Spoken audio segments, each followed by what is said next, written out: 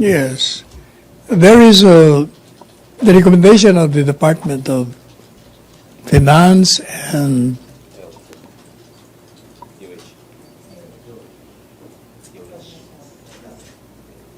is that this bill should be certified as urgent because under the proposal, the tax on tobacco would be raised to 60 per pack, while on the part of alcohol, it will be 40 per liter.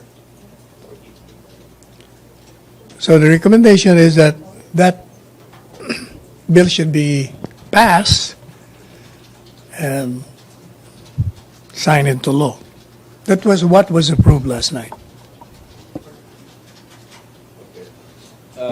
This will be on top of what is provided for in the package 1 of train law. So, kasi sir, staggered yun, right? So, first year, second year, third year. Yeah. Parang 25 pesos at the end of the third year, if I understand it, if I remember it correctly. Yes, there's a staggered. So, at the end of 2021, meron tayong 25 pesos na increase sa tobacco plus 60 pa. Parang ganon. Sir?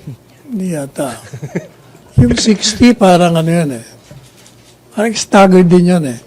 But it will be on top It will of be, plus syntax. I think so. Kasi right now, ang total yata is 32. Okay. So Parang lalabas yung total eventually will be 60 on a staggered basis. so Yan ang pagkakaintindi ko. all right. So sir, okay, sige na. Sir, can we have the copy na lang of the bill later? Hindi, pero bibigay ko sa inyo. All right. Okay, so of course the principle of course is the president is a former smoker himself.